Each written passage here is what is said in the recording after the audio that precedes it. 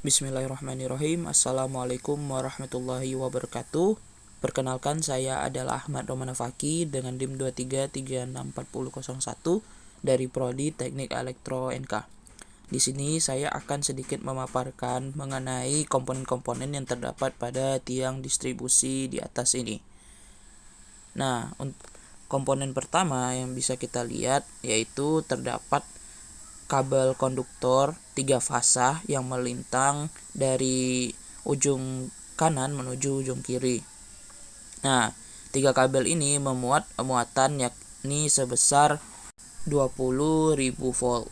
Lalu kita bisa melihat terdapat 9 buah isolator berupa piringan yang berfungsi sebagai isolasi dari kabel konduktor tersebut. Nah, untuk kabel dan juga isolatornya ditopang oleh komponen yang bernama cross arm.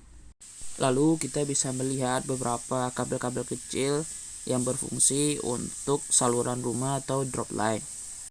Lalu kita juga bisa melihat terdapat 1 buah lampu jalan yang tergantung pada tiang. Nah, jika kita perhatikan dengan seksama, kita juga dapat melihat ada kabel yang menuju ke bawah yakni berfungsi sebagai grounding. Selanjutnya di situ juga terdapat mungkin bekas tiang lama yang mana berfungsi sebagai penopang atau penguat dari berdirinya tiang tersebut.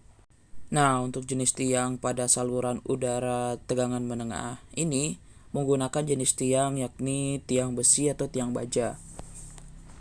Nah, jika kita perhatikan dengan seksama, tiang ini berada pada pemukiman atau salah satu rumah dari warga. Mungkin sekian pemaparan saya mengenai tiang di atas. Saya akhiri dengan wassalamualaikum warahmatullahi wabarakatuh. Nah, untuk saluran udara tegangan menengah berikutnya, di sini kita bisa melihat terdapat gardu distribusi. Nah, untuk jenis tiang yang digunakan pada saluran ini, kita bisa melihat terdapat 2 batang tiang yang berbahan besi ataupun berbahan baja yang disusun secara paralel.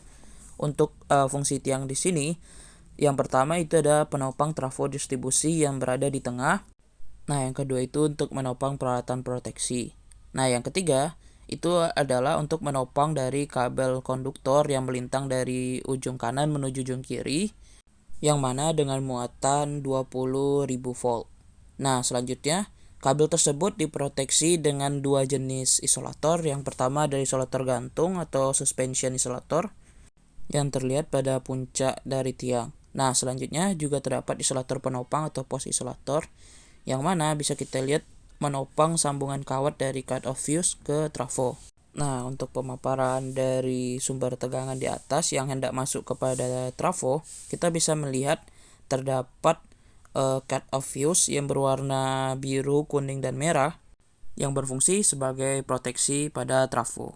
Nah, untuk komponen yang berada di antara sumber tegangan yang hendak menuju ke trafo, kita juga dapat melihat komponen yang bernama lightning arrester yang mana berfungsi sebagai penangkal petir dan juga lonjakan dari tegangan. Pada saluran ini, trafo berfungsi sebagai step down atau penurun dari tegangan, yang mana tegangan 20.000 volt akan diturunkan menjadi 220 sampai dengan 380 volt, yang mana akan disuplai kepada setiap rumah-rumah warga. Pada sisi kiri dan kanan trafo, kita dapat melihat kabel-kabel kecil yang berfungsi sebagai drop line ataupun kabel yang menuju kepada rumah-rumah warga dengan muatan 220 volt hingga 380 volt. Jika diperhatikan dengan seksama, kita juga dapat melihat terdapat kabel yang menuju ke bawah yang berfungsi sebagai grounding. Mungkin sekian, saya akhiri dengan wassalamualaikum warahmatullahi wabarakatuh.